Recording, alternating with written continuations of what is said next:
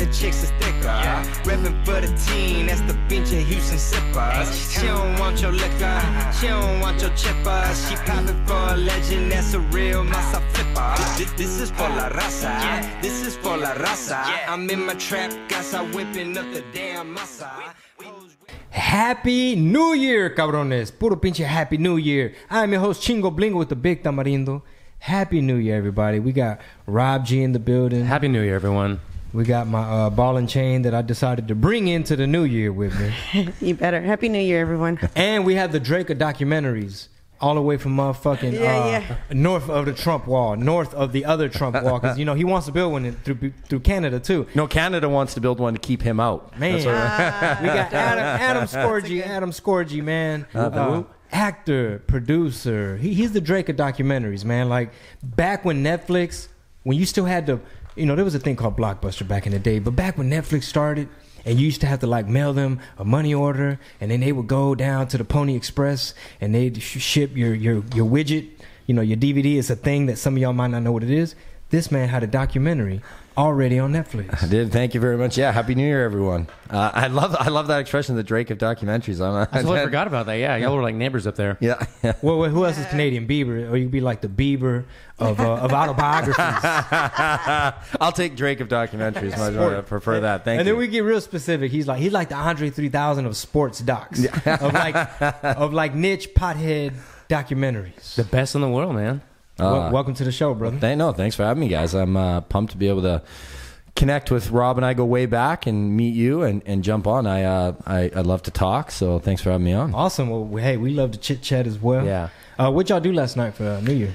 Took it easy, man. I'm here with my parents, so we just my parents have a big, beautiful place here, and they just heated up the pool in the back, and we took the kids out because I have 3, and then my kids' cousins were over, so we just did that and had some friends call in and did the countdown, and then just did it easy. For low key, that you did. Yeah, I had like one glass of champagne and I had a beer, and I indulged in way too many. My caloric intake was way too high. We had like steak, lobster, and then desserts and stuff. So I was going to try to be motivated and like go to the gym before I came here today, but that didn't happen. It's all good, man. Yeah. Good. I got up and had breakfast and had a Red Bull, and then dropped my brother off. So there's no hitting my New Year's resolution yet. I'll start tomorrow. Start tomorrow, right? Yeah. Last night we had a silly string war in the backyard. Oh, I'm good at that. We went and spent a whole bunch of time at Party City because we wanted 4 balloons to put our goals inside, like rolled up like a little, you know, like you trying to get a message into the prison system. Yeah. You know what I'm saying? But you stick them in balloons, and the line at Party City, man, was like crazy. It was insane. I've never been to and I had to wait. Let me tell you how long it was that I was able to breastfeed my child in the car, and she was done by the time that he came back to the car. Damn. Yeah. Hard in H-Town. She booked hotels and travel for Sundance. She I was in the car doing a bunch of emails. You guys going to Sundance? Yeah. Oh, I'll see you guys. Well, I have a show, ladies and gentlemen. Go to ChingoBling.com if you need your tickets. Salt Lake City, January 24th. You know, my agent. Shout out to my agent. Lined it up that way. Actually, my agent's right here. She's right next to me. Holler. Travel agent. Yeah, man. So we're kicking off the tour, the motherfucking Latino AF Tour, and we kick it off in SLC, and I'm gonna shimmy on over to Park City. Oh, you got it, man. Yeah. You guys never done. My family built a place out there 7 years ago, and Sundance is my favorite week of the year. I do not miss. I go for work and play. A lot of snowboarding or what? No, we usually get 1, maybe 2 days out. Getting old and we're tired. When we go, I have meetings during the day. My buddies are always like, "Why are you so fucking tired?" I'm like, "Well, I stayed up with you guys till 3 in the morning, but then I had a meeting at 9 a.m. with HBO and Showtime. I had to be on point. You guys got to sleep in till noon. I was up, and I had to be." But my parents have this amazing steam shower in the room, so I usually I can feel like death. I'm like, "Oh, I don't know how I'm going to do this meeting." I go in the steam shower. Wait, tell me about the steam shower. You can just, what is it? It's preset to like 115. You just hit the buttons. It turns like a giant sauna. It turns into Houston, Texas. It's got like 10 different jets and everything coming there. So it like steams, refreshes you. I have my coffee. I have a couple Advil, and I'm like, oh man. Oh my God. I didn't even drink last night. Oh, it's the best. And then I usually put a little eucalyptus cup under the steam, because the steam thing's in the bottom corner, so then it'll be like a big eucalyptus steam. Oh my God, genius! Waking up like a real guy. That's how. By the time I go to the meeting, they're like, man, this guy's so energized, smells like right? Vicks, Like, vapor rub. on 3 hours of sleep. yeah. Is this a documentary about Vicks? So my wife always teases me too. She's like, why are you so tired when you come back from this thing? I'm like, well, because also, so my best friends that like I lived in New York with and from LA, we all come and meet that week, right? Because whenever you go to visit somebody, if you're not on neutral territory, right, then you end up being like, I just got to go to the office for a bit and I just got to go do this. Yeah. And so all of us come from all different parts of the world. Like Kieran, my manager, comes from LA, and Brad and Jared and them come from Michigan. So we all come and we hang out for a week. So we stay up till 2-3 in the morning chatting, having fun, and, blazing a little bit here and there, maybe. Yeah. I don't blaze often, but when all the boys are together, and then when in Park City. in Park City. Yeah. One must partake. But Sundance is like, it's so much more than a festival. Oh, now. yeah, yeah. Like actually, Uber launched there. Their initial It's like trial South by. run was bigger. Yeah, it's like- Sundance is. It's South by is huge, which I'm hoping to actually premiere the Danny Trejo doc there. Oh, We nice. submitted, fingers crossed, yeah, because Robert Rodriguez is in it, and Troublemaker Studios is there, and Danny's worked there a lot. So if there's ever a film that I've had that should fit the South by Southwest model, Fuck yeah. like That's the one. we're hoping it's the one, and it's a fantastic film. I think it's Brett Harvey's best work to date, and my team, and so fingers crossed. But nothing against South by Southwest. That's something you produced. Yes. Awesome. And that's I always produce. and that's the Danny Trejo. He's your director. Yeah. Right? Yeah. Brett. I work with different directors, but Brett's who I work with, I'd say the longest, because our first film, The Union, together we did back in 2004. It released in 2007. Or started in 2005.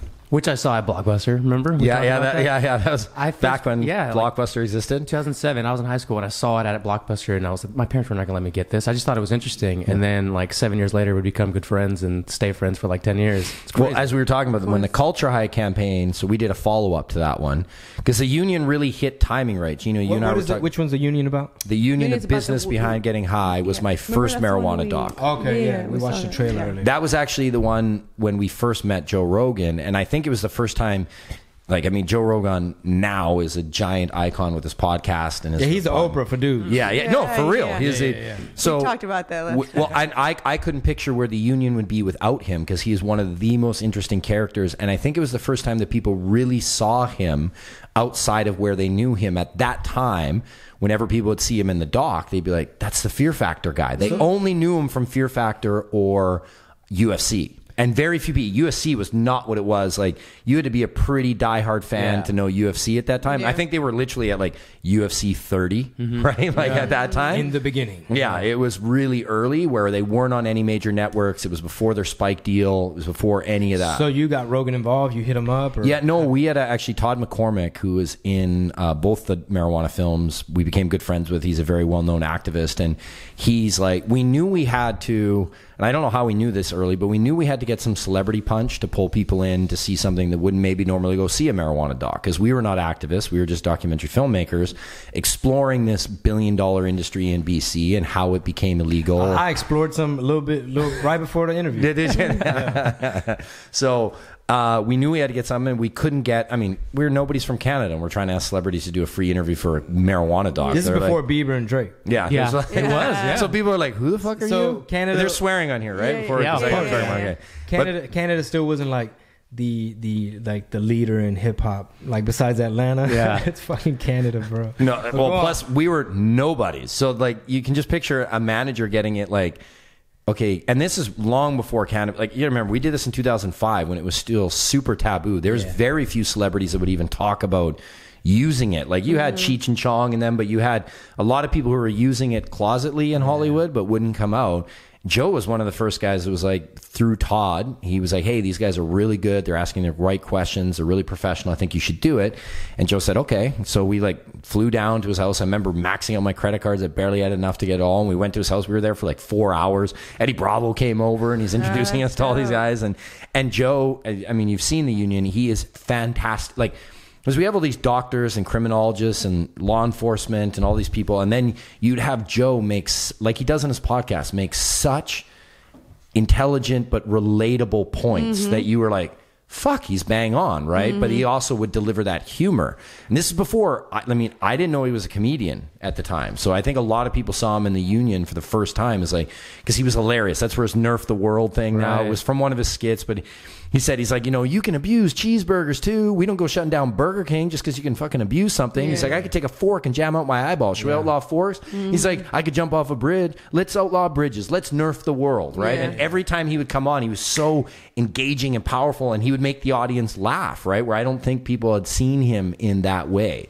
So... And that was your first? That was our first one, yeah. And the Union, we, as far as business goes, like, we didn't make money. We barely made enough. In fact, we didn't quite make enough to pay off the investors, which was my dad at the time. We paid off most of it. He wrote off the last little bit, but it really was like our resume, or like, I would always compare it as like, okay, it took us 4 years to do it and learn, and we did festivals. We did 33 international film festivals. It won several awards. It became this cult classic and really hit the industry at the right time. Blockbuster and stuff was still around, so it did get an actual physical deal. It was in every store in North America, which we sold 40,000 units, which... Independent. Yeah, well, we had a distributor do it. So I have the original email from the president of the company at the time. Phase 4 Films had bought out a company called Peace Arch, and they took the film just because they needed content to fill their calendar. And they literally have the email saying, I don't see this film having any commercial success, but hopefully you guys can prove me wrong. And we were building up our Facebook page and all this stuff when that was considered like kids stuff. They're like, oh, it's so cute. You have a Facebook page. We're like, no, but we have thousands of people that are a target audience that are listening to everything we're saying. So we believe that we're like, man, I think it's going to shock you what you're going to see. And they're like, okay. And I remember asking their team, like, what would be a success for you? They're like, oh, if we could sell 20,000 units in this film in a lifetime, we'd be tickled pink. We sold 23,000 units in the first quarter. We ended up doing 40,000. So then it became like, the distributor's like, oh, fuck, we didn't even put any money up front on this thing, and we actually made some money. So then they came on board to do the Culture Eye, and then we also released a Kickstarter campaign, which is where Rob and I first connected. And I was just saying before we recorded, I don't know if we could hit the internet the same way at the time, because the Union become this global cult classic. Like if you Google... Right now, if you were to take your phones and Google top 10 marijuana documentaries ever made, the Union and Culture Eye will both be in the top 5. Guarantee. Even it's with like all the timing was perfect, right? It was perfect. It was just, it just, we got lucky. Like I'm going to say, like, I'd like to say, yeah, we worked hard and we did all that and we made a great film, but it came out at the right time. And it was right when the internet was really becoming, kids were not getting cable. They were in dorm rooms, but this is where streaming could start, and they were seeing it online, and Facebook was around, so trailers and stuff could spiral, and it just hit that wave. And when we did the Culture High, we did a Kickstarter campaign, which at the time was like the 5th. It was in the top 10 highest film and video campaigns ever. And this is before Zach Braff or Veronica Mars did those giant multi-million-dollar ones. I'd like to think we had some kind of influence on that, where we rode on the first film being a cult classic. And do you guys want to see us do a second one? Because the only way we can do it is if we get paid this time. So we need you to pre-buy the film to give us the money to do it.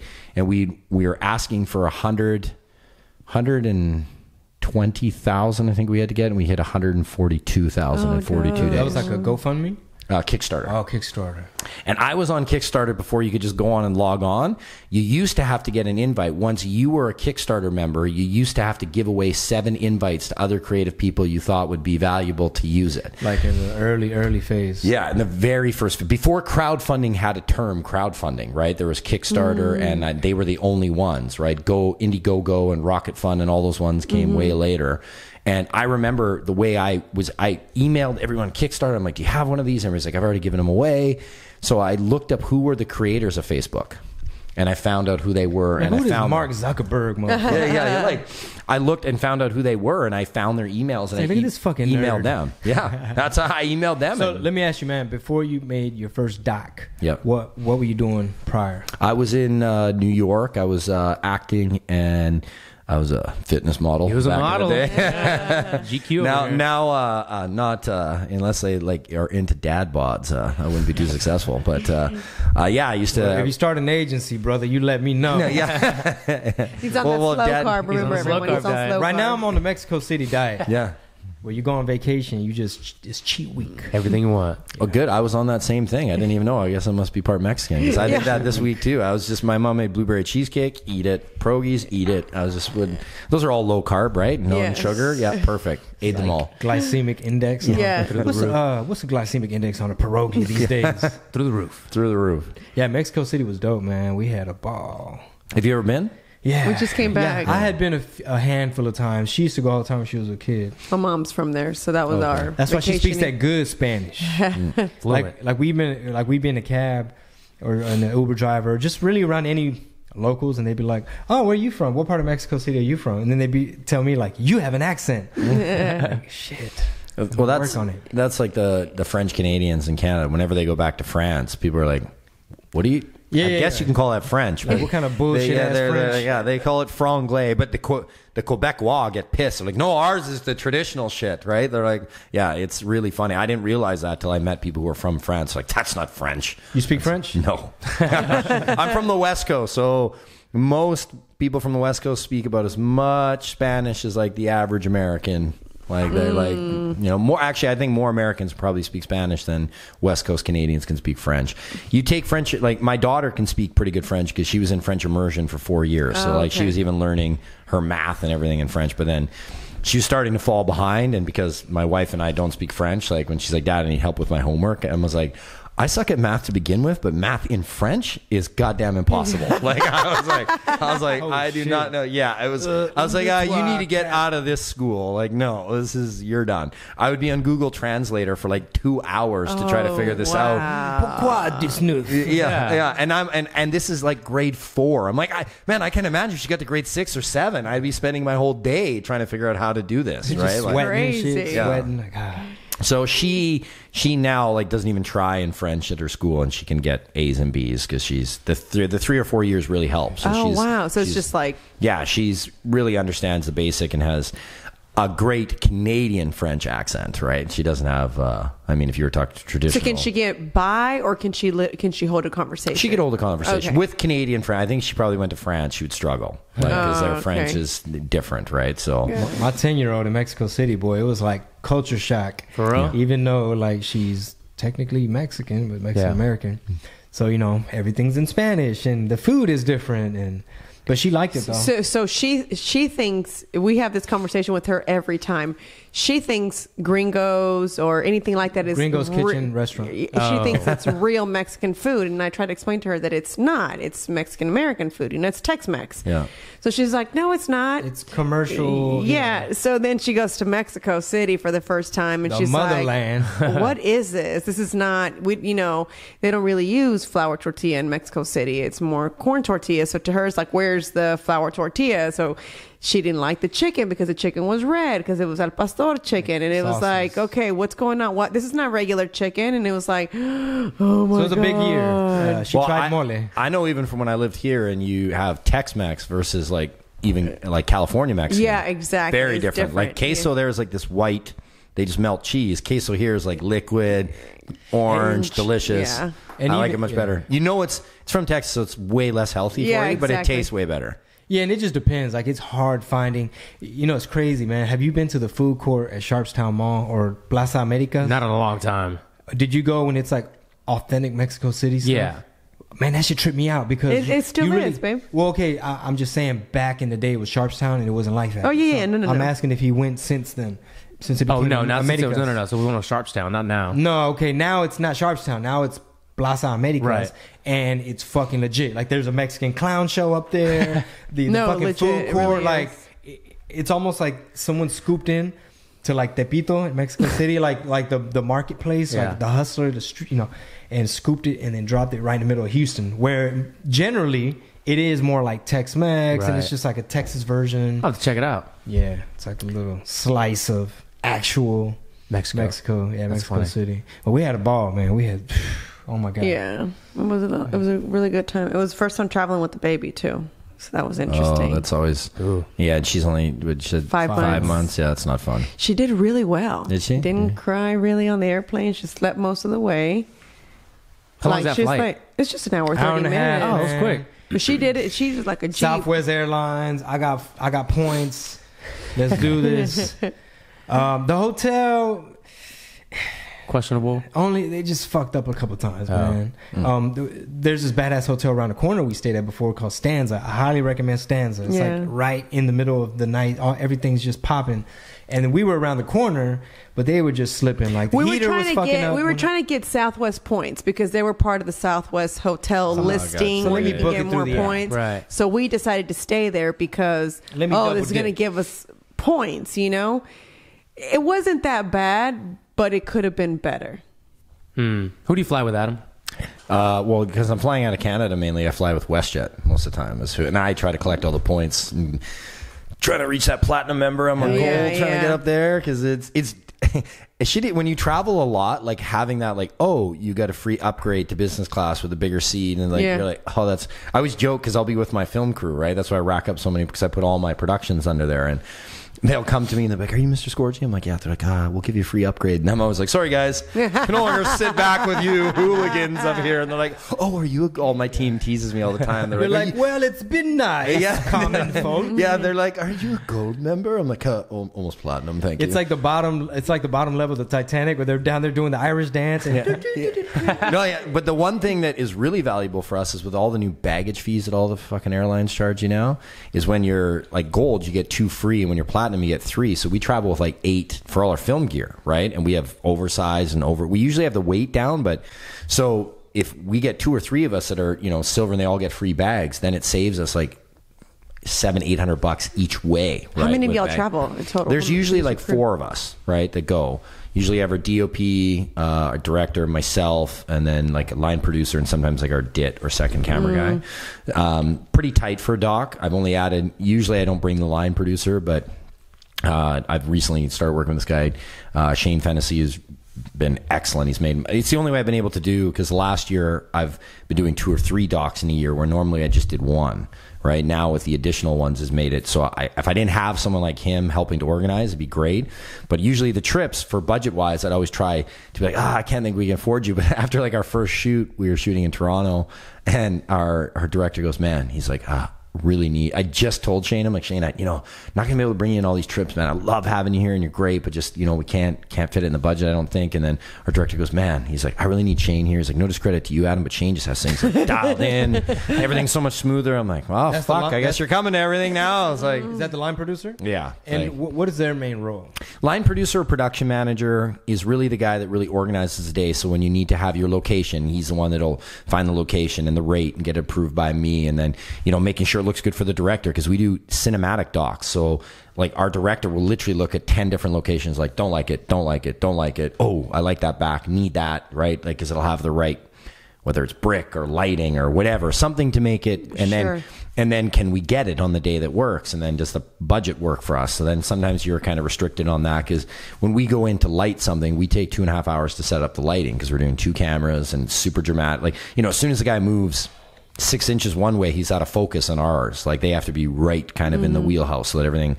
And we usually we're doing different styles now, but usually do like a profile up and then a really side dramatic shot, so that if they get emotional, you can see the emotion in their eyes, and it also makes talking heads a bit more interesting in docs. So he'll really organize that. He'll help organize travel. He'll also reach out to the talent and figure out their schedules and coordinate with our travel plans. And I used to do all that, but now I'm again a little lazy, because he does it so well, where he's kind of like boom, boom, boom, boom, boom. I got all these lined up, and here's our best travel plan, and it's cheapest. And I'm like, okay, good work. I'll just book that. Like a logistical, organized. Yeah, they really are kind of the manager of the shoot and keeping everybody on time and letting people know. And like, honestly, now I usually I've always gone on every shoot, but actually, because Shane's so good, I've been able to just say, hey, you take the boys and you go. I would never not go. Because usually I liked it, but now with my kids getting more in sports and it's kind of tough, I like to be around for all their games and stuff. So it's kind of nice having someone like, okay, you just go. But it's a fine balance, because sometimes the talent gets upset, I've realized, which I didn't think I was that special to be on set, but some of the talent actually is kind of like, why is Adam not here? It's like a trust thing, right? Well, and they're like, does he not take my project seriously, or does he not? And they're like, no, he's tied up with family, so we came, right? So it's a fine balance of where. But I like to go. I like. What if they adventure. were just like CEO shit? That was their reply. CEO shit. Son. CEO shit. See, but we don't. He ain't got to be here. Yeah, but we don't see. That's the thing with docs, where You know, there's definitely me and my team do well, but you don't make a ton. It's not, you know, I guess there can be the exception. You could make that one doc that Bowling for Columbine or something, or Fahrenheit 9/11 does $66 million, but generally they just don't do that. So you really do it for the passion, like with how much work is involved and how hard the team works. Like, you make enough to live and support your family, but you're not getting rich. So you have to really love the subject matter. So I, fortunately, knock on wood, I'm doing it really loud, I have never had to produce anything that I wasn't really passionate about yet, right? I hope I don't have to. If I did, then that's when I really might kind of sub it off to Shane and just be like, go. But the subject matters I do. Like, I'm fascinated to go down the rabbit hole with them and learn and understand. And even then, all the time when we're doing interviews with, like, we'll do an average of 20 to 30 interviews for every doc. I'm listening to every single one. If I'm not doing the interview myself, I'm listening because I want to know the story. It also really helps me when I get into the pitch rooms with Netflix or anyone. They're always like, man, Adam's so passionate and engaged. He knows this subject matter. I'm like, yeah, because I was actually sitting there listening to every interview. Sure. So I can even talk about things that might not make the film, just knowing what they've said in interviews because I'm listening to them. So I have a question rewinding. So you were in New York, you were a model, and you were acting. So when did you first get started? Like, what led you She's into... like, go back to the model part. No. Who do you know? No. How can I get in that world? Yeah. How did you start? What Doing made docs? you, doing dogs. Like, what led you that direction? My biological father fell ill in 2003. And I say that because my stepdad has been around since I was like 2. So for me, I just have 2 dads. Yeah. But people will be like, wait, you said one died. And so my biological father fell ill. I went back to Canada to take over his strip club. We'll get to questions about that later if you want. And when I moved back, I saw a whole bunch of people that I went to high school with and I'd known through the bar and that were all really financially doing well now. And I was like, what the fuck? Like, and some of these guys were donkeys. I'll be honest. You were a struggling actor. And I was a struggling actor. And I was like, what are these guys like? He has a $50,000 truck. He just bought a boat. He's buying a house. And they're like, oh, he's in the union. I'm like, what fucking union? Because I want to join. And they're like, dude, he grows dope. In BC, it was a major thing. Like, they said it was rivaling our biggest. So BC's the province of British Columbia in Canada. It was rivaling tourism, like our biggest, like huge. They were saying anywhere. I can't remember the exact stats. I have to go like $4 to $6 billion a year through the illegal marijuana industry because it was being smuggled to the United States. This is, before or just after September 11th. That's when the border got a little tighter.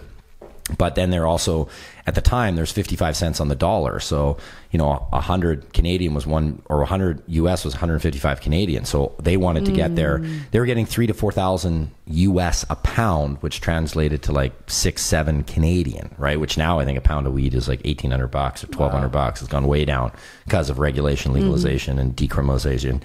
So I really saw these people doing it. So I was looking, I'd got a little bit of inheritance because my father had passed and I was going to buy a house, which we break down how this system works in BC because I was in the top position of the pyramids of the way the BC industry used to work. Is you buy a house, I'd let a grower come live in the basement.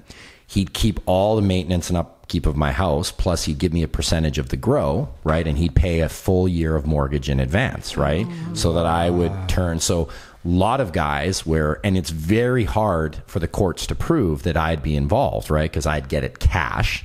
I just have them pay the mortgage in advance on paper. So even if they said, hey, you were letting him grow in your house, I'd be like, I fucking live in New York, right? I can't keep track. So your property's increasing in value. Kelowna's a super... Your Honor, he's a squatter. Yeah. I've never seen this man before. Well, yeah. So I looked at being like, man, and I knew tons of guys through the bar that were doing it, and they're like, Adam, we'll do everything. We'll give you this much money every 3 to 4 months. When we crop out, we'll pay your mortgage in advance, so that way you're building equity in your home. And after 2 or 3 years of being in there, we'll shut it down. We'll replace your basement. We'll do all this stuff and make sure it's crystal clean and ready to go, and you can sell it. So you're like, shit, I could pay off my whole house mortgage within 3 to 4 years, own the house. Plus, Kelowna real estate, it's like Lake Tahoe is just blowing up. Like every year it was going up by like 30%. So you're gaining. So I was like, shit, I'm going to do that. So I actually started looking at houses And then realtors, like, they knew exactly what I was looking for. They'd be like, "Oh, I just want to point out you got extra amperage on this block." And I'd be like, and we were trying to be like, we didn't want people to know where I'm like, why the hell did you point that out? He's like, just saying, you keep looking for houses that have like no neighbors, bi-level, like lots of like, like if you and then notice- finally, like he said, he's like, look, Adam, he's like, I sell so many houses to growers. I literally wanted to put on my real estate card, if you're growing, I'm showing. That's dope. Because it's, but that's where you really saw how much of the BC economy lived on this illegal market, although their jobs are not illegal. He's like, it's not illegal for me to sell you a house you grow in. That's what you do with it, right? Then the electricians that come set up the grow houses, they get paid cash. They love it. They get like 10. They're like, it's not illegal for me to take payment in cash. I don't care what you're doing. I'm just setting up the electrical to make sure you pass city code, right? He's like, and then like the water purifiers, and then even, for all I know, you're growing tomato. yeah, and then even the banks and everything were like, oh, as long as you're depositing under $10,000, you know, several times a week, then you don't have to fill out any forms, right? Oh, you sold another motorbike? Perfect. Oh, you sold this? Like, great. So I really felt my dad's conscience looking down on me, and I'd never broken the law in that way before, and I decided against it. But this is right when the height of documentaries were really big, like Super Size Me had come out, and you know. So you didn't buy the house? No, I didn't end up buying a house. I didn't get into that business. Canadian Ozark. Yeah, no. So then I decided to do the poor man's thing and make a film that took. We thought it'd be done in like 6 to 8 months. Took 4 fucking years to release, and like barely made any money. But it really built my career, and that 4 years was my degree to understand how to make films and how to make a great doc. So I learned, like, looking back now, it was great to learn all the trials and tribulations of like, man, I couldn't make this. It was winning awards and it was winning festivals and it was this cult classic, but it still didn't make money. And then it took me a few more years to really learn how to make it a viable business.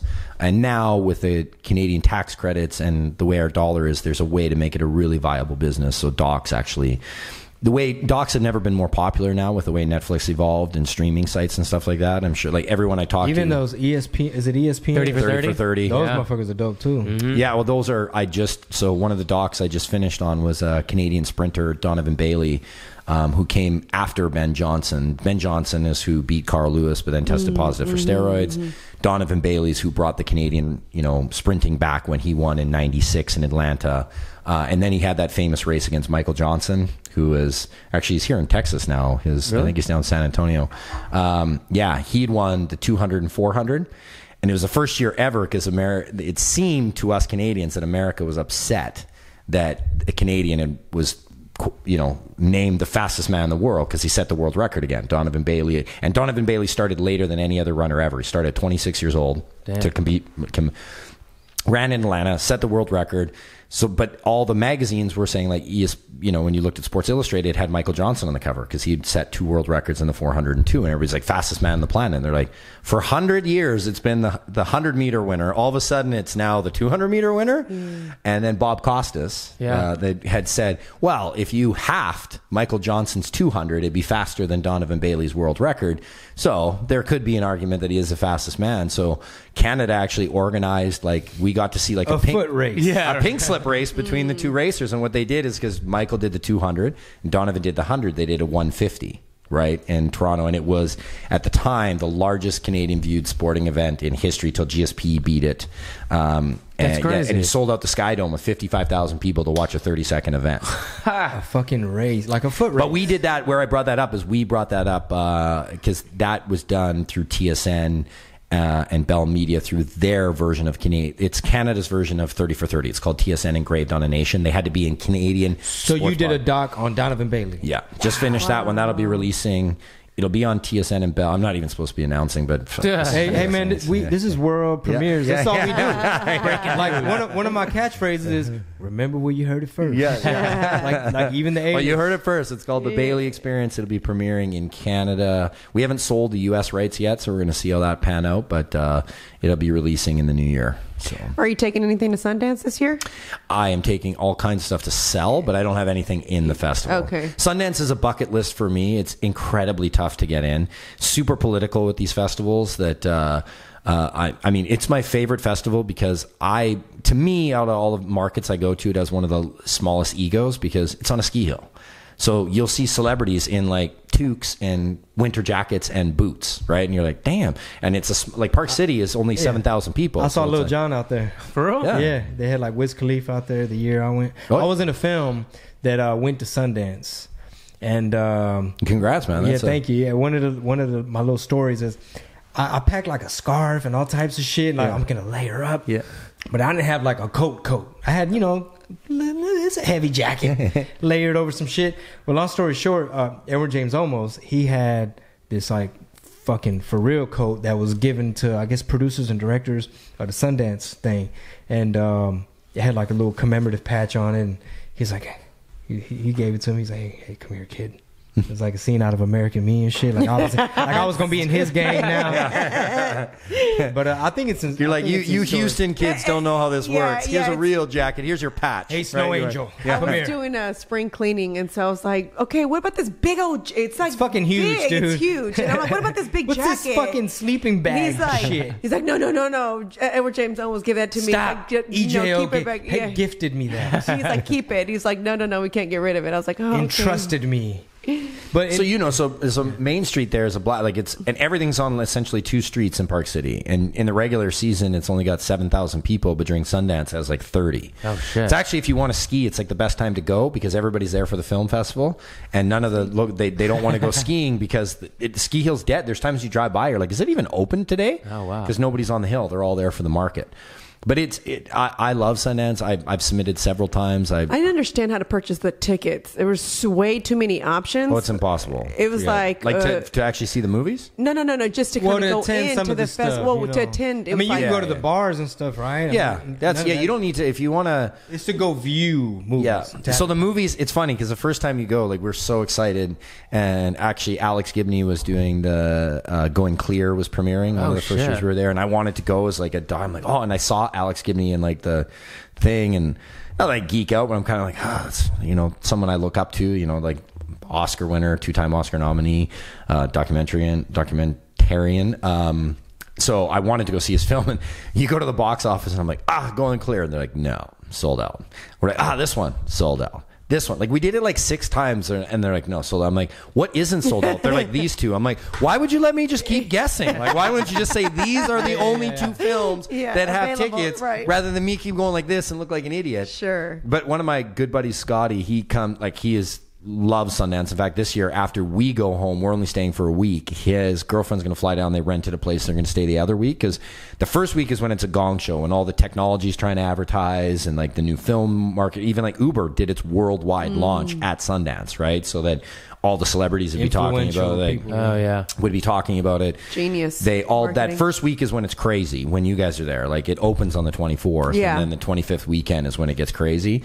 And then after that, the other week is when you get more the indie filmmakers and everybody's like all the buyers come for like the first 3 or 4 days, and then they're gone. Like Netflix and Showtime and Amazon, they're all there.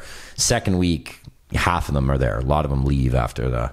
So it's definitely a bucket list for me. I don't have anything in there, but my family built just a beautiful place there 7 years ago, so I go every year. Yeah. I plan on making a shirt that says "They can't deport us all," and then the little Netflix logo up under it. Just that's gonna be like my icebreaker calling card. Like, hey, what is Netflix? I start googling. It's like, oh, that's the guy. Yeah. That's how I'm gonna start conversations. Like, no, you should make the Netflix logo bigger. Yeah, big as fuck. So, you should have it go across like this, just with your face above it. So you can, I'm gonna put on it real big, like, I aim to usher in the brown invasion to Netflix with like, call me, let's do business. All your I'm the brown guy. Right here. I'm one of the few brown people on Netflix. No, that shit's fucking dude. We saw Bird Box. Oh what the fuck? Yeah. Have you seen that shit? Yeah, we watched it. I think. What y'all think? I really liked it. I liked it, but I thought it it needed was more answers. Yeah, that ending was terrible. The ending was terrible. But you need, but then if you give too many answers, then they're saying that you're dumbing down the audience. Right? From a filmmaker's perspective, I understand what they're trying to do there. So, right? So when you say answers, do you feel like it didn't resolve properly? Like the story didn't end? It didn't wrap up in a nice, neat package. Like to me, it did. It's like, blind people. You know what I'm saying? They got that little, what is that little forum, hacienda? What do you call that little thing? It was atrium, the little atrium with the birds. Right. And I get it. The birds are there. The doctor, her obstetrician was there. And to me, it wrapped up nicely. What about the mental health people that were like, they saw, but they were still kind of alive? But no, see what I got. But he shot him. Remember, Tom shot him. No, but you see what I had got with those people is that whatever the creatures were, it figured out that, people are going to stop. So there were certain people that they could hoodwink to help them, almost like You know, like devout disciples, right? That There they you could be go. like, hey, get I you. thought it was gonna be a religious thing. Because you notice the first one was when they were in like the supermarket, and see he's that. Yeah. remember he's like, help me. They got everybody here, and they're like, how did you get out of there, right? And then as soon as he opened it and he pulled what's his name in, he got the. Spoiler alert. Oh, right. I know. Or spoiler alert. We should have said that. Let me just tell y'all. Well, I won't say what character, but then there's one that. But then right when they close the door, he starts saying the same line again. Let me in. Yeah, I can't get through. Dude, Somehow that was so because that was their way of. But I did find it was very similar to The Quiet Place. Just only Quiet Place was based on sound. And Bird Box is based on totally, vision. yeah. Right? Yeah. But Quiet Place at least let you see the creatures a little bit, right? But it was.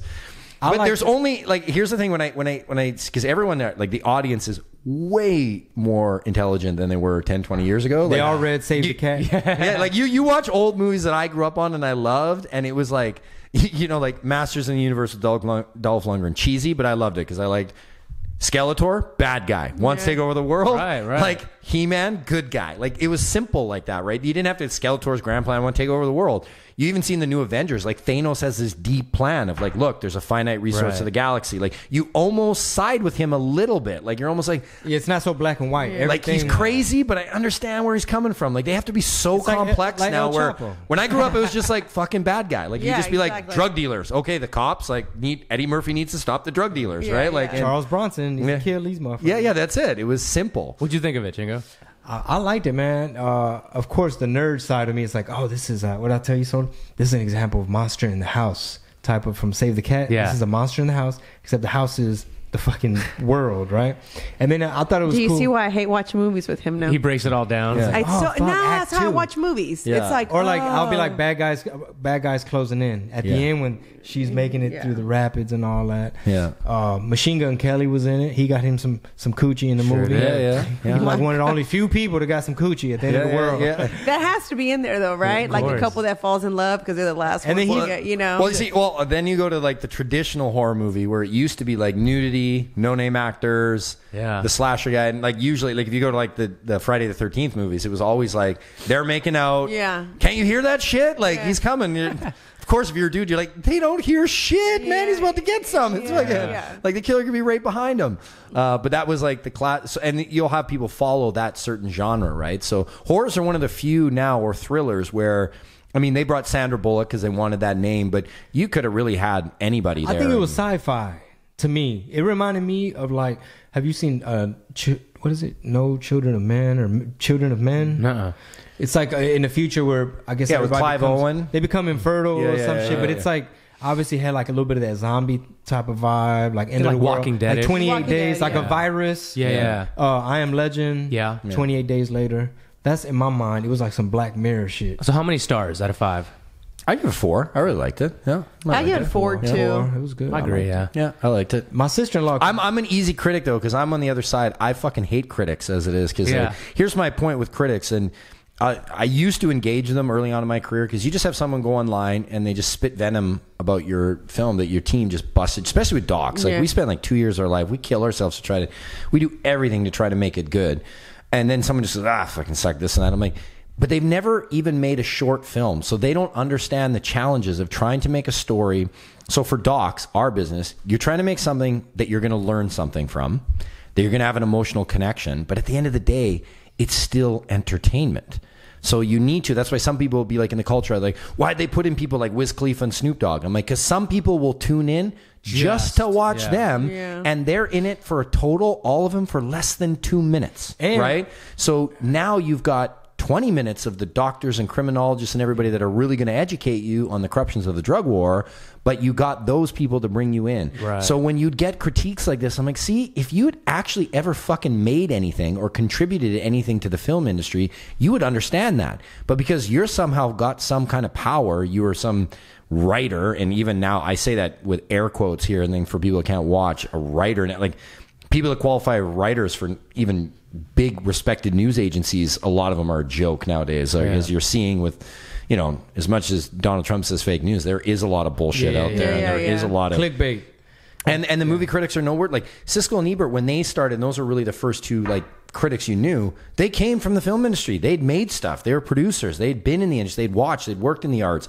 Now you got guys that I don't even know how they're qualified as some, and they can go on and rip your film, which, like, for indie guys like us, can detour. They have thousands of followers, can detour people from going to watching it and literally taking money out of my family's mouth. And I'm like, this fucking guy's never made anything. He's never contributed anything to the industry. All he does is go and shit on films that he doesn't like, or he or she. And what do they judge it based? What is that's the thing? It's subjective. No, you know, like a it's okay. opinion. Did it have this? Did it have that? Purely subjective. Like, It's do you like opinion. country music?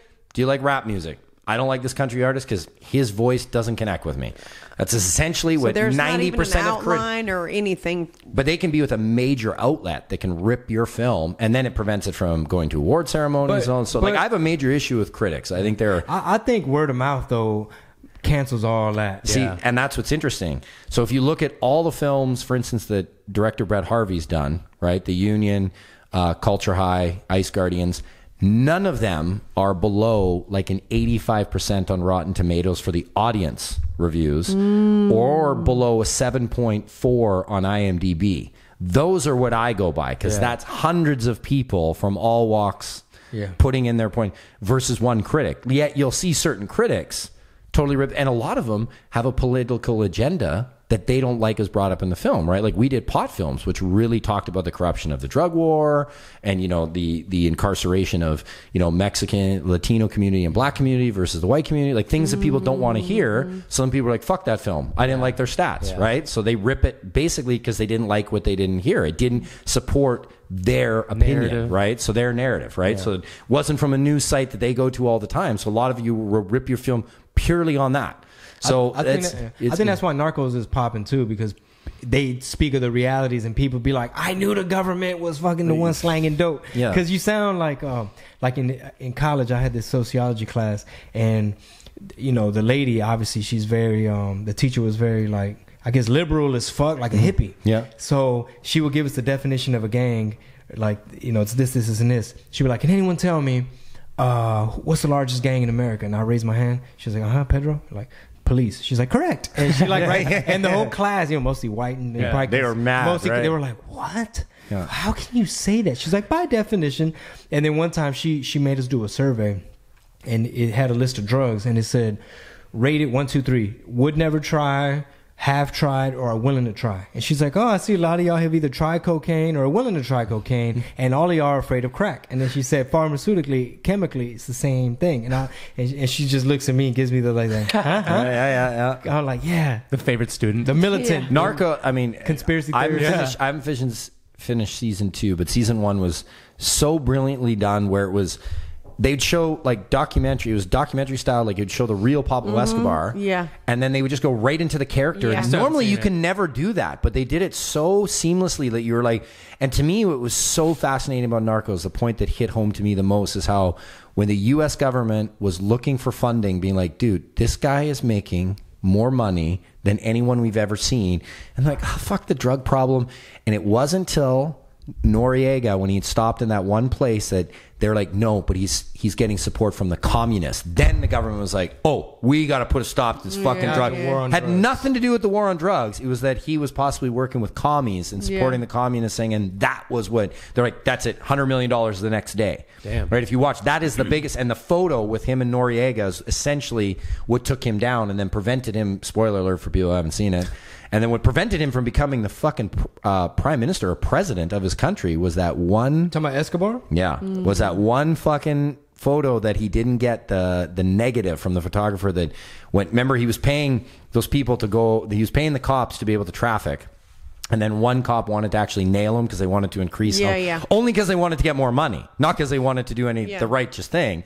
And when he took that famous what do you call it? Your fucking mugshot, where he's smiling because he's like, I'm going to be in here for like 10 minutes. You stupid fuck. But the photographer, they forgot to get rid of the negative that the photographer originally had. And when that got really, because he was winning all the public vote, like he was going to become. Well, people loved him. Yeah, well, because he actually gave with all the bad things he did, he was actually giving back to the people. Yeah. He was building communities. Like there was 1,500 homeless people, and he built the Pablo Escobar Villa so the homeless people had somewhere to live. Like he was actually saying, you guys keep funneling money out of the country. I'm going to bring it here. Yep. I'm by no means saying he was a good man, well, but he was winning the people because he was fighting for them. Whereas the politicians were fighting to negotiate, and they were living in palaces where everybody was poor and out of work. So he would literally go to rallies too and just throw money, right? Like he had so much money. You got in. I forget the exact numbers, but it was something ludicrous. Like he was making billions a month cash.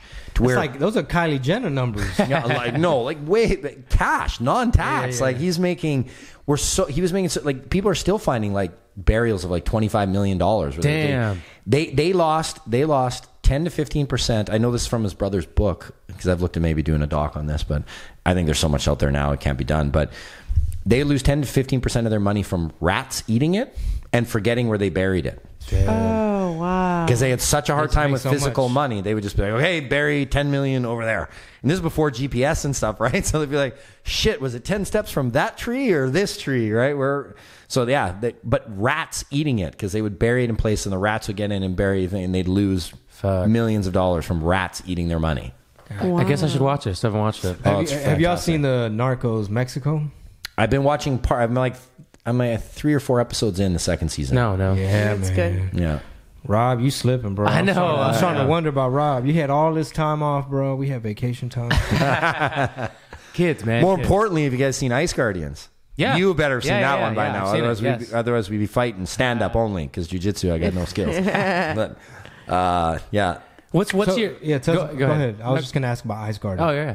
Well, Ice Guardian's all about the history and role of enforcers in hockey, or the fighters, and how fighting started in hockey, and how it kind of organically came out behaviorally because your human instincts to protect itself are heightened because you're on a foreign surface, you're traveling so fast with razor blades and armor on, and you're in an enclosed area at speeds of 30, 35 miles an hour getting crunched, that you get hit and your instinct is to fight and protect itself, right? So fighting had been in hockey since the beginning, and now with concussions and the speed of the game and technology, things are quickly evolving, and rule changes changed how the enforcers molded and went through time. But it's a really interesting look on a subject matter that often, like everything else Brett had done, isn't black or white. There's some gray in there that, offering protection would sometimes, a lot of the superstar players would say that it would protect their careers, because Wayne Gretzky, who played in a time when the helmets were a joke, they were like paper thin and they had no face masks, like Gretzky also, pucks weren't traveling as fast and the game wasn't as fast, but he never had any concussion problems, right? Because he had 2 stone cold killers ride shotgun with him all the time. And if you hit Gretzky or you did anything outside of, just rubbing him off the puck, you had to deal with Dave Semenko or Marty McSorley. I mean, they're going to fuck you up. And human instinct, generally, if you know that there's a trained killer going to hurt you if you go out of line, it makes people, calm their game down in a game that's very heightened and very dangerous, right? So the way that I heard it put best, and it didn't make the film, but we have an analogy that, when you're driving your car right now, any human being in North America or the world, and you see a cop on the side, what do? Slow down. Slow down, check your seatbelt, 10 and 2, like you get yourself. Yeah. So same thing if you knew there was a policeman on the ice protecting your team. Yeah. Eat right? the weed. Eat all of it. Yeah. If you knew that you had a guy like that his sole purpose is to protect your star players, because your star players are, in essence, who bring all the money to your organization. They're the ones that everybody pays to see. Sure. Jersey sales. You will think about hey, maybe I could run this guy out on the boards, but oh shit, Semenko's over. You know what? I'll just play the puck and I'll hold him on the boards, right? So it's an interesting dynamic. The argument comes in every year, should they get rid of fighting? Because obviously, your bare knuckle, no weight class on razor blades. And some of these guys in the heyday of the enforcers, like the late 80s, early 90s, man, they were fighting sometimes 2 to 3 times a game, 20, 30 times a year, bare knuckle, no weight class. Like you look at pro fighters, they fight 2 to 3 times a year. Maybe Cowboy fights like 5. This is crazy. He fights every second week, it seems. But some of these guys were fighting 2 to 3 times a week, right? Bare knuckle, no weight class. So a lot of these guys are suffering now from head trauma and everything else. But CTE everywhere. Yeah, CTE. But the thing that is brought up in the film is that most guys that have retired because of concussion problems, it's less than 10% that have retired from fighting. The big element that isn't talked is you're guys are just so much faster with the technology now, and the equipment is so much bigger that concussions are coming from body checks. Like the game is way faster than it was in the 60s and 70s, and they've got rid of the 2-line passes. So even a clean check that doesn't target the head, that hits you square in the chest, can give you a massive concussion that can end your career. Wow. So until you address that. So the interesting thing, we weren't able to bring it up in the film because it didn't fit, but like my daughter plays girls hockey. Girls NCAA hockey has neck and neck concussion ratio with NCAA football. Damn. Now in women's hockey, here's the kicker. There's no hitting. So you're like, how the hell is there so many concussions? There's no checking.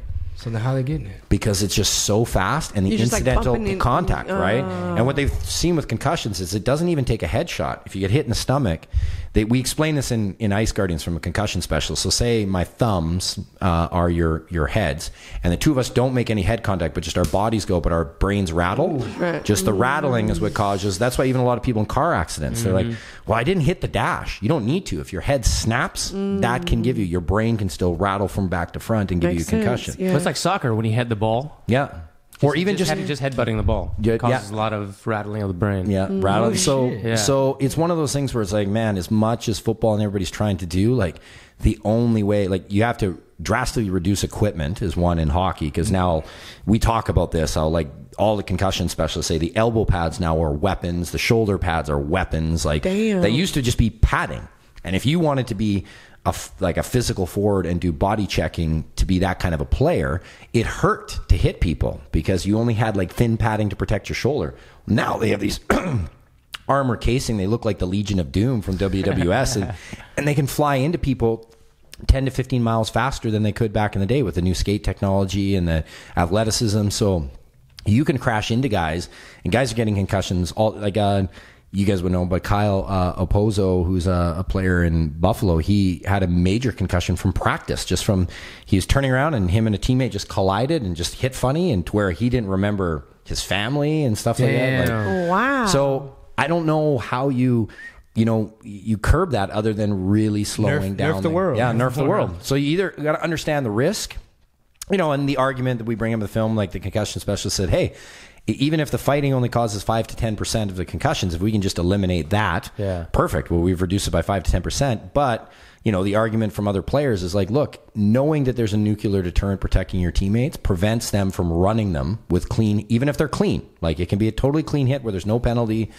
Some guys just knowing that you might have to drop the gloves with this guy that's going to try to pound your face in will deter you from reckless abandon, right? So where can we watch Ice Guardians? It's on Netflix worldwide. It's in 75 countries and 15 different languages. So you can tune in there. And even if you're not a hockey fan, because I don't think you'd watch No. I don't appreciate hockey the way I think I should, but it's still a good doc. Yeah. I had a soccer coach who played hockey, and so this is so dumb, but in order to earn Letterman jacket points for your patch, he'd make you go watch his games. So we ended up having to always go watch his hockey games so that we can get points for our Letterman jackets. That's real. You know what? That's but- brutal that he makes you watch his games. Yeah, At least I you should be know. like, hey, tune into the NHL game on Friday, it was so you his can like game. watch his Yeah, game. so it was his game. That sounds Like his inappropriate. men's beer league one. Like, come watch me skate. That slow. does sound inappropriate. Slightly inappropriate. Slightly. So it was like a bunch of us girls, and we would go, support our His soccer ego. coach, Yeah, his ego. and it was kind of like cool. He's like,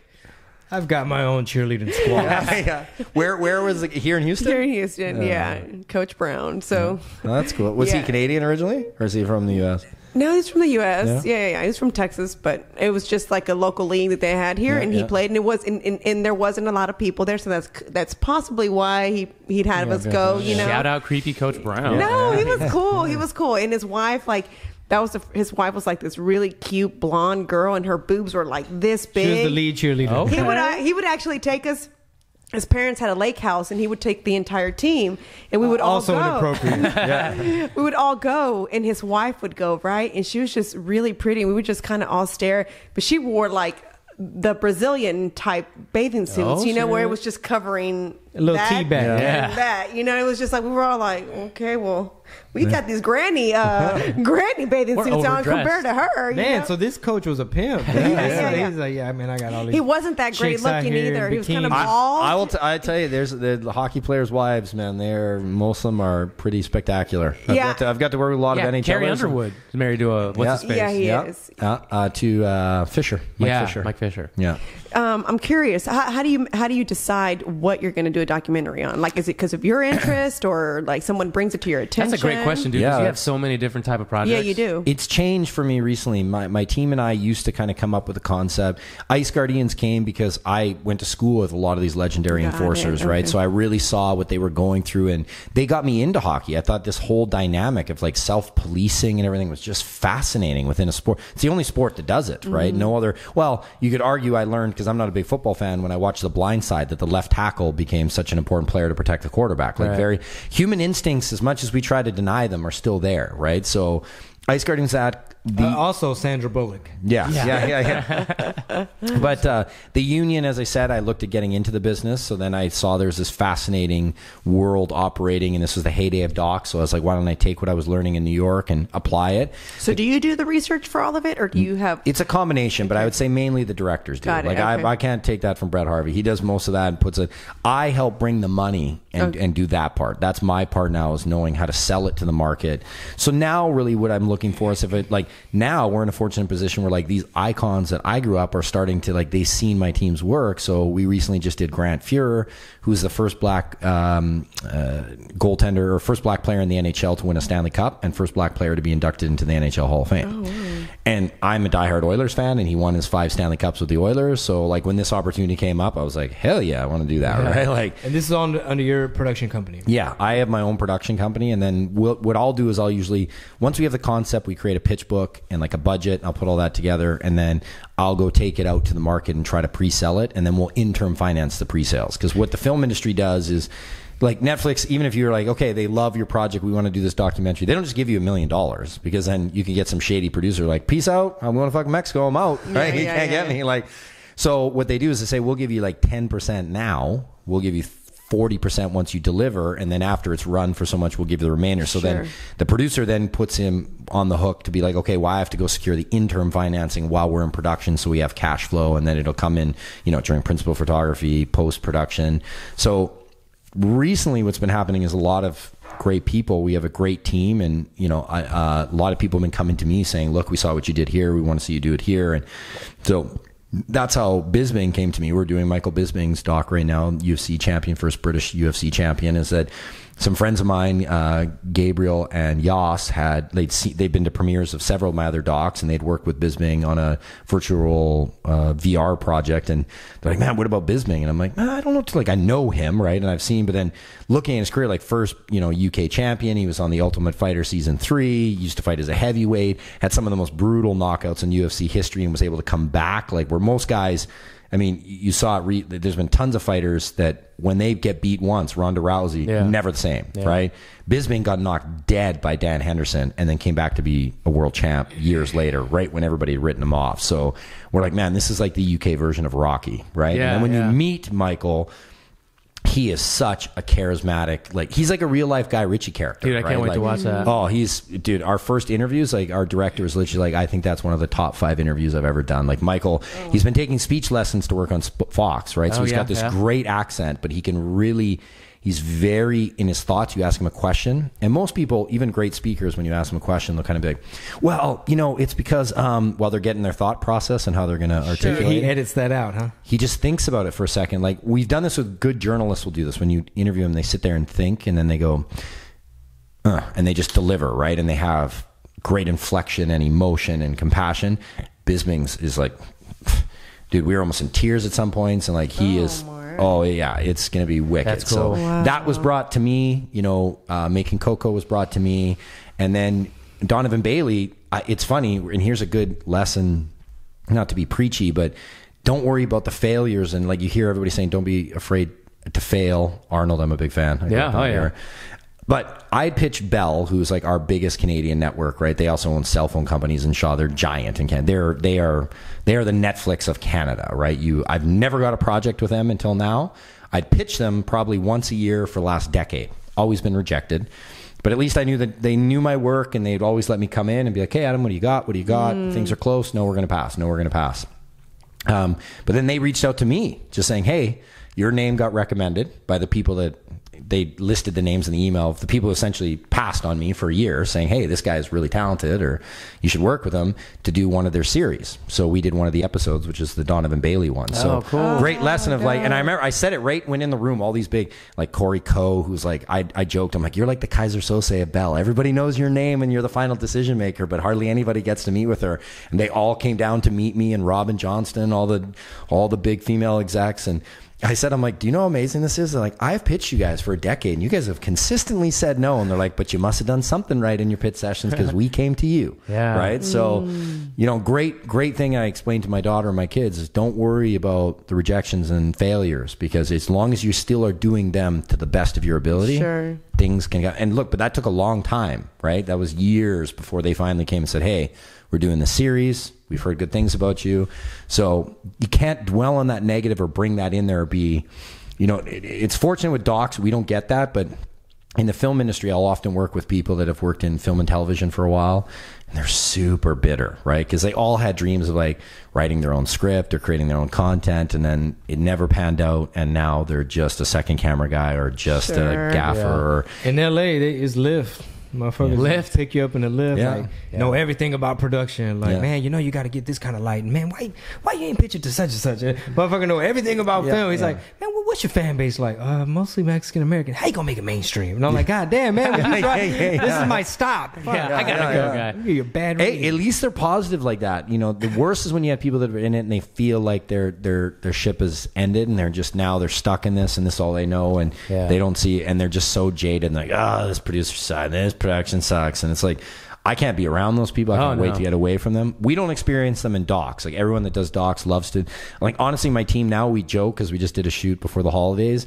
And it was like the hockey team or like the band getting back. We're like, the band is like, because now with Airbnbs, we all like stay together. So it's like the crew all knows each other and we joke. And, you know, better than just doing a hotel and we're like, okay, guys, call time's at 7 a.m. See you in the morning. Like you're kind of FaceTiming your You're family. bonding a little bit. Yeah, you get to hang out and joke. And, you know, when you're away from your families, it's kind of nice knowing everyone and you can. It's your road family. Yeah, so we're like, honestly, what I get to do now and with the team I work with, like when people are like, what's your 5-year goal? I'm like, just to continue what I'm doing. Yeah. Like I just want to keep doing what I'm doing. Going back to you saying you must have done something right. Yeah. So I had a teacher that said, which kind of applies to you. He said, do your job well, do your job so well that when a person thinks of a job well done, they think of you.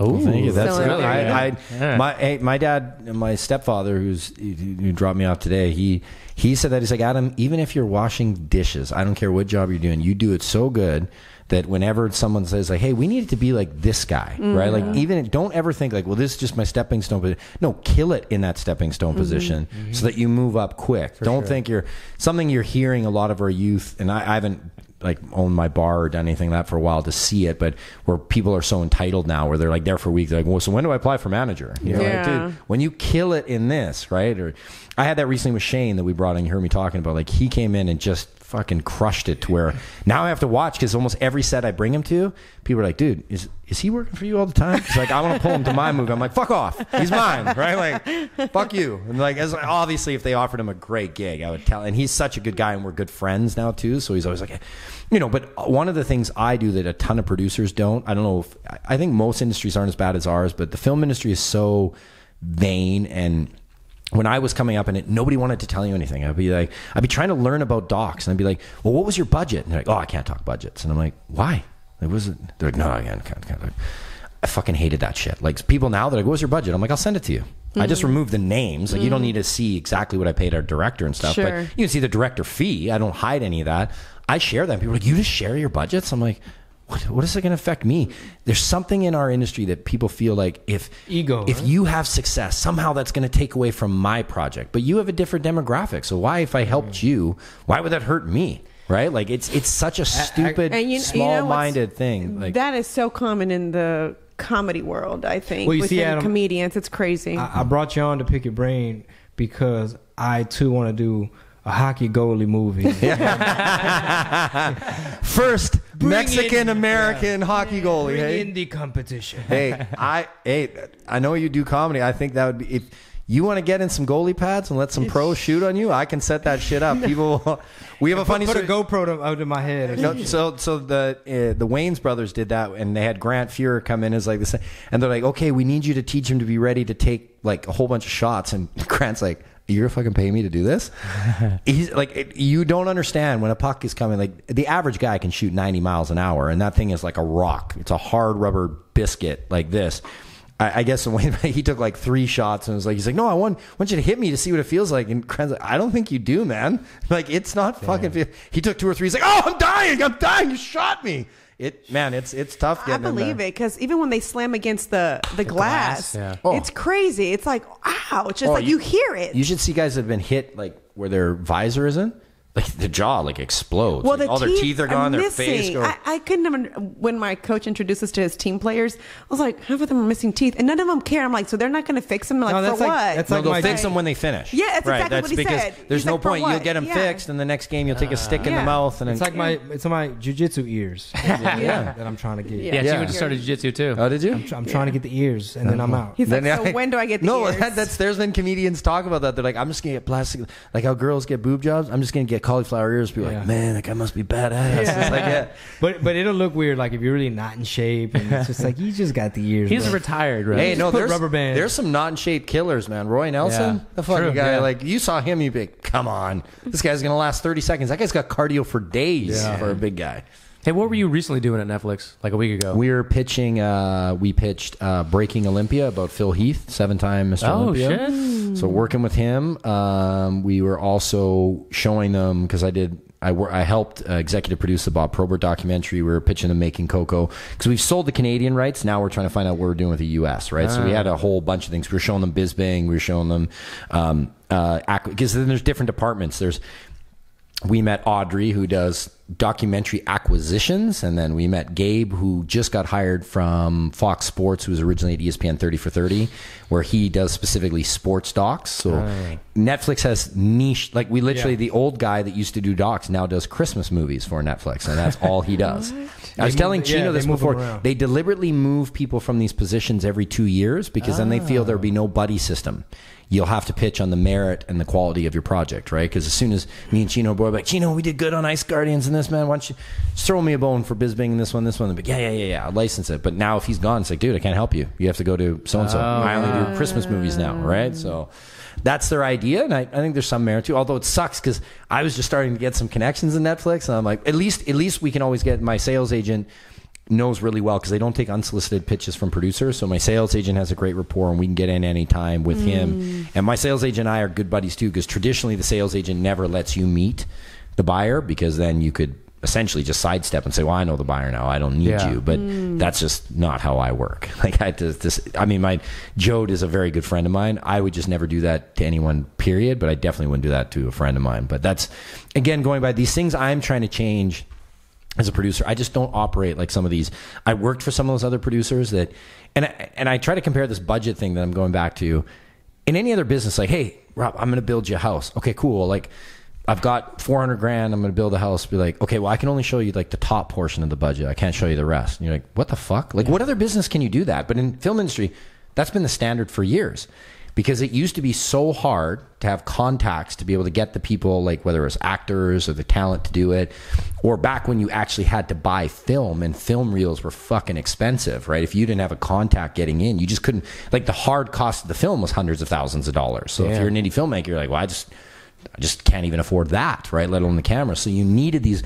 A lot of these old producers are trying to hang on to that. We're like, well, I can introduce you to so and so, but I'll need $100,000 for it. I'm like, damn. Or I can go into IMDb and just see who their manager is, and I can message. Or I can hit them on Twitter, like, for real. Fuck you, right? Slide Like, the DM. I'm not gonna pay you to do that shit anymore. But a lot of them, like, that's what they're stuck in, right? So that's why they would hide these budgets, and they were able to do that, but.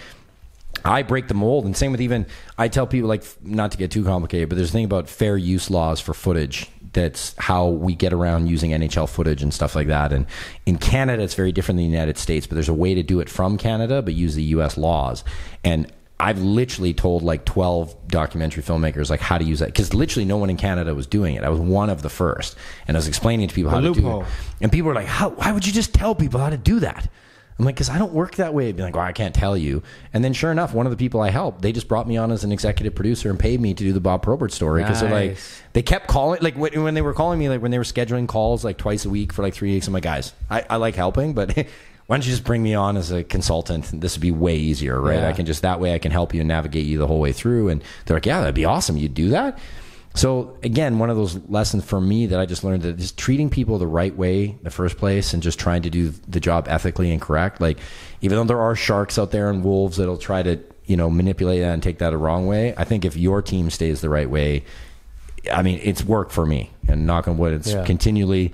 I mean, Rob, since we've worked here, like it's getting to the point now where I'm having to refuse docs because it's crazy. I'm like, man, I can't take on anymore right now. Like, my interim financing is maxed, and I've got all my teams working, and it's, I was telling my dad this. It was one of those things where, you always think you're doing right as a parent, and then as in your career, and you're trying to do things right. But after our last shoot before the holidays, my whole team, my DOP, my director, my producer, they all pulled me aside at separate times and they're just like, Adam, I just want to thank you for being on this production. Like, I love working with you. I hope we can do this for years. And like, it's really emotional, like heartwarming that all these guys separately, like they didn't come as a team or think about it. They were just like, man, I'm so thankful to be on your productions. I've worked on other ones, and like, I just want this to keep going, right? That's and that like, Airbnb vibe, bro. Yeah. Well, I think that when you're good, I always tell him this. I think that's the reason why a lot of the comedians like to work with us continuously.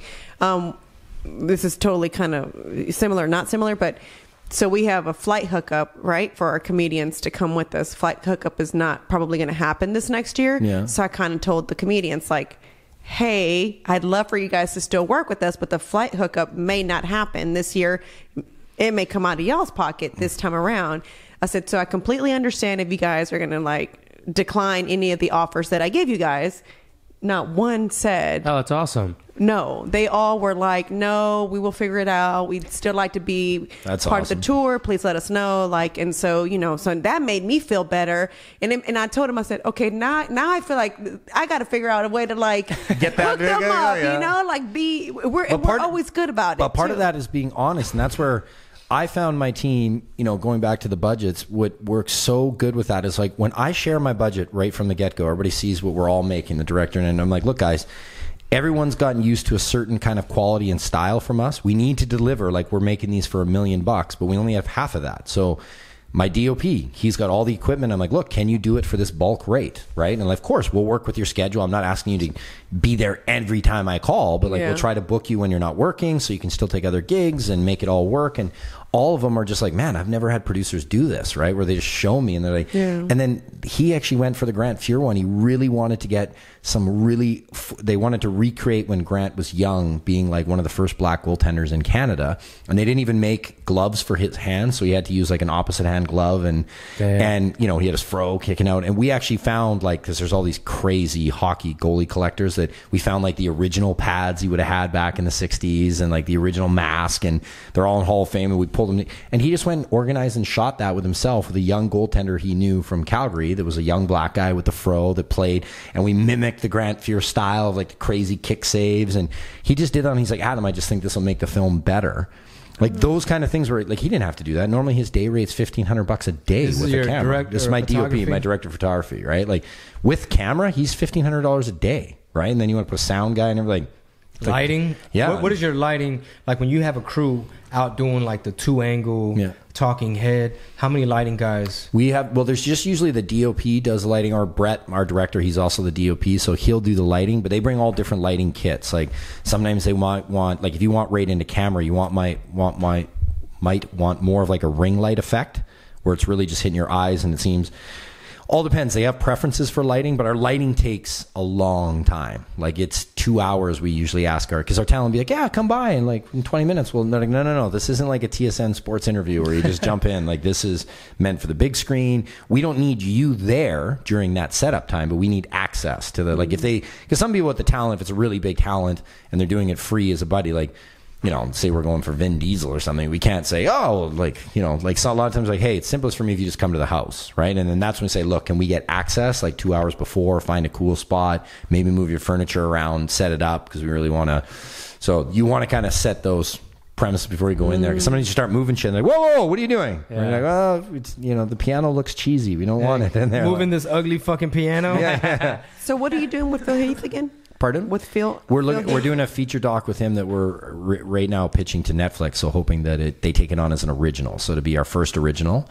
They just started this sports division, the sports documentary division. So it'll be about him. Be all about him. Yeah, because if he wins, he came second this year and he set a record. But if he wins in the next year, he will tie Ronnie Coleman and Lee Haney as the most decorated ever with 8 wins. I know he's got some hernia issues he has to get solved, so he might not be going this year, might be next year. But him climb, and then he's actually going to come down to Texas and train with Ronnie Coleman because they all thought he got robbed this year because they changed the voting. This year, the voting they allowed the 5th judge to be the audience vote, and Phil's and Phil's like, man, I've been the champ for 7 years. So he's like, every round the audience wanted to see me I just got everybody just was like, fuck him, like vote for the other guy. Yeah.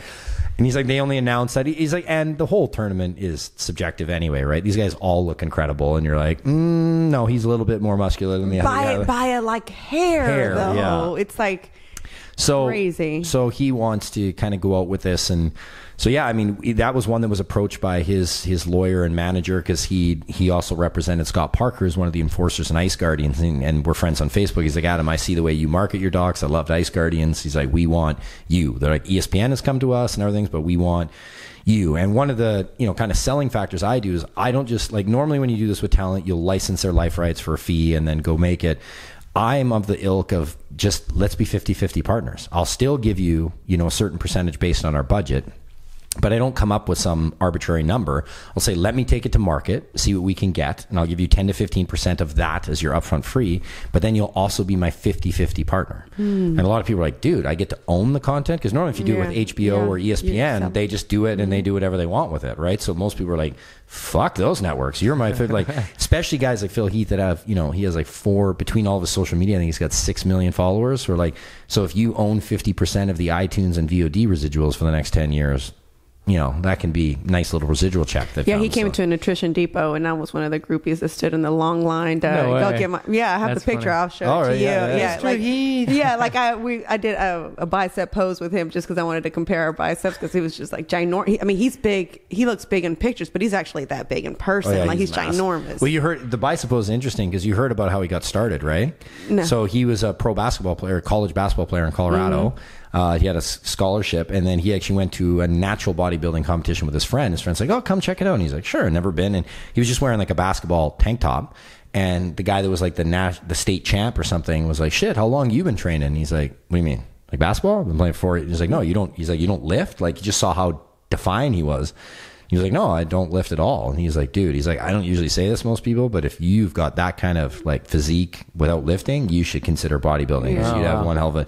And then his friend was like, hey, let's get a bicep pose with the two of you. And the guy would not take it. He's like, I'm not doing a fucking bicep pose with a guy that doesn't work out. I got to find the picture. That has like a better peak than me. That's funny. Right. So that's how Phil got started. He had really a basketball physique. And then, so he's got a really cool story. And again, when this first came to me, I take it to the director or the directors I work with. I said, hey, would any of you guys be interested in this? And then and Brett does these incredible pitch books on the Apple coffee table book that just looks like, it literally looks like a book you buy at Chapters or like Barnes and Noble. Like, it's so, presentation is everything. So when you go in front of these people, they're like, holy fuck, you put this much research, and Brett puts all these quotes and stuff like that and how he would see the story. And of course, with a doc, it always kind of goes its own way. You can never script it completely, but we can have certain key events that we want to try to tell as arcs through things. So how are you trying to kick off 2019?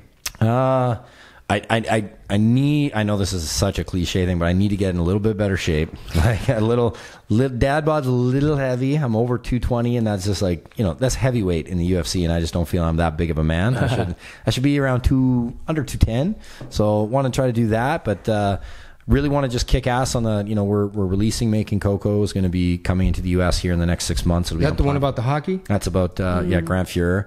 We got the Donovan Bailey one coming up. We're starting Bisbing, and then Danny Trejo. Like that one, inmate number 1 could be, I don't want to jinx anything, but I really think that's one that's going to really skyrocket Brett and the team's career. It's got all the elements to go really far as commercial success, but it's also got he's supposed to be executed in prison. He's been in recovery for 50 years. He always gives back, which is a promise he made when he was facing gas chamber sentences in Soledad. Damn, I didn't know Danny Trejo had. Me either. It's got all the elements to be. Because I've met him a few times. And Really? I never got the gas chamber vibe. No, well, he talks about that. He had to specifically change his vibe so that he could be successful in the film industry, because in prison he ran protection rings, and he was like a alpha. He was like the number one inmate that was like, hey, you come in there like Chino, you're like, hey man, I don't know how this world works. And he's like, I'll look after you, but I want my cell clean, and I want extra food at the cafeteria because that's where you're working, and I got you. I'll make sure me and my boys make sure that you don't get fucked with in here. And he survived in there. And then when he got out, just the natural, like, people were scared of him, because in prison, he was like, I've been involved in several prison riots where when you're standing on the yard and you're about to have a race war, he's like, you want it to look so fucking intimidating that when guys are eyeballing who they're going to get into with, they're like, nah, that guy looks too fucking crazy, I'm gonna go to this guy, right? Like, he's like, so I had to learn how to break that, right? To where now he's always smiling and like always engaging, to like, you look at him and he won't give you that stare. You'll be like, hey, how you doing? Even if he doesn't know you, right? He's always, to the point where he's 75 years old now. He gets exhausted because he does it so much. He's like, hey, Oh wow, he's 75. 75. Yeah. Damn. He didn't even start he didn't get out of prison till he was like 28, 29. He does not look 75 No. at all. Yeah.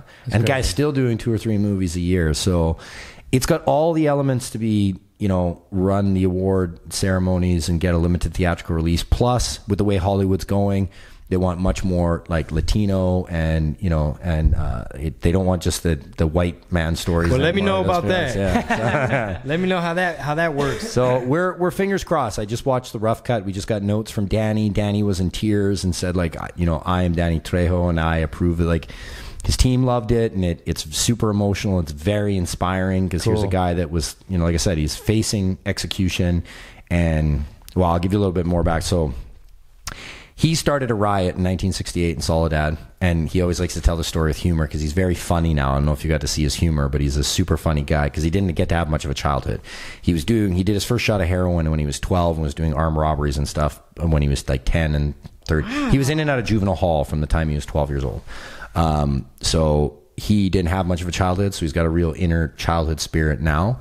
But he had started a riot, and he always jokes about this when he's like, allegedly, I might have started a riot. And he's like, statute of limitations, I did fucking start a riot, right? Like, he was sitting with his buddy, it was Cinco de Mayo, and he always tells a joke, but he's like, Cinco de Mayo to us means way different than it means to everybody else. It means, it's like, how long do we get arrested, right? That's what he said. So they got drunk off some like hooch that they'd made in prison, and they used to have live baseball games in Soledad where they'd have free players come in and perform, so the inmates had something to watch. And Danny was daring his buddy. He's like, hey, that guy's chewing gum. He's like, I really want some gum, because they don't allow gum in prison. He's like, oh, I want some so bad. He's like, but I bet that guy knows karate, so you don't want to fuck with him. He'll kick your ass. So his buddy jumped off, like went into the thing, and instantly all the guards like, get down! And he's like, give me the gum. And then they didn't give him the gum, and then everyone got down, and they shot bullets. And when the riot started, Danny threw a rock, and he hit a prison guard in the head and gave him brain damage. And when you're in maximum security and you do that to a guard, it's a gas chamberable offense. Wow. Damn. So he was thrown into solitary confinement for 6 months. Ooh. And then that's when he believes he had his moment with God, and he made a promise, and he said, God, if you exist, just let me die with dignity. And I promise I will turn my life around for the rest of my days, and I will always give back to my fellow man. Oh, wow. And he, when they went to prosecute, they went into, And he's like, oh, it gets better. He's right. like, hey, Jesus, can you throw in a couple movie roles? And if you got time, let me, work with like Robert Rodriguez, and maybe have a documentary, maybe sell tacos, vegan. It is like, if you were to script it, you'd be like, come on, that's bullshit. His story is incredible. And then when he went to get prosecuted, the prison guard could have easily said, he could have pointed at any 3 of them and said, that motherfucker did it. He said, I don't know which one of the 3 did it. So they weren't willing to try to execute all 3 men. So he got off. Danny took that as a sign. And then he did. He got sober in prison from heroin and became a drug addiction counselor. When he got out of prison, that's what he started to do. And when he'd start giving back, and he says everything good that's happened to him is a direct result of him helping others. And he's like, it started with as simply as when I first got out, I'd take my next door neighbor's garbage out. And he's like, and trust me, it wasn't easy. Prison tattoos going to help an old lady. She's like, don't rob me, don't. And he's like, just give me your fucking garbage. And then that eventually found him on the set of Runaway Train, because he went to go help a young kid that was struggling, said, I'm going to use cocaine. And then Danny, right away when he came on set, everybody saw his face and said, "You look great. Like, could you be an extra?" And he's like, "An extra what?" And they're like, "An extra in a movie." And he's like, "Maybe. Like, what do you want me to do?" They're like, "It'll pay you $30 a day, and we need you to look like a convict." And he's like, "I'm Say pretty no sure more, I can fam." do that. Say I can do that." And then when the first day the director saw him, like right away, or Eddie Bunker, who was the writer, who also served time, who John Voight's character in Heat is based off Eddie Bunker. Oh, wow. True story. Yeah, there's something. And Danny's character in Heat is also named Trejo, named after his uncle Gilbert, who was the known gangster that trained Danny how to do armed robberies. Jesus. That's crazy. Adam Scorgie, will we see you out at Park City? Yes, absolutely. Yeah. Please, like, We'll be let's out just change there. context. My parents got a place there, so you guys come over for drinks and stuff. Cool. For sure, for sure. I'll be like, is Adam there, fool? Who's that guy Hey, at the my door? homie Adam, man, he said I could come. But yeah, man, we'll see you. Thank you for stopping by. And you're headed where after this? Back to Canada? Yeah, we fly out tomorrow, but I'm back with the family tonight. But my pleasure, guys. Thanks for having me on. It's always great to catch up with Rob. Yeah, And great man. meeting you, Gino, and your wife. Thank you for coming. Oh, my We pleasure. appreciate it. We learned a lot. Do you want to shout out your Instagram? Or? Yeah, sure. My handles are like Twitter's Adam Score like a goal G, and my Instagram Score like a goal with a G, hence the hockey. And Yeah. that's also the pronunciation of my name because people say It's easier that Scorgie way. and stuff like Yeah. that. Scorgie. And then on Facebook and stuff you can find me. I'm super approachable on social media. That's how Rob tracked me down like several years ago. Yeah, I just yeah. reached out. So reach out to me on Twitter, Instagram. Happy to get back to you, and thanks for listening to my babble. Keep making movies. Keep being the Drake of documentaries. I love that. I need to need coin one that. of you guys to shout that out, because if I shout that out, I sound more like the asshole of documentaries, right? I need Well, someone you to say heard it that. first right here. Yeah, you heard Yeah, it I first. mean, hey, you back it up, man. You got a bunch of great stories coming out. The documentary category, that's like a whole nother type of art form. And keep kicking ass. I mean, I'm going to watch Ice Guardians. All that shit sounds amazing, especially the Trejo thing as well. Ladies and gentlemen, Adam Scorgie, thank you for stopping by. Peace.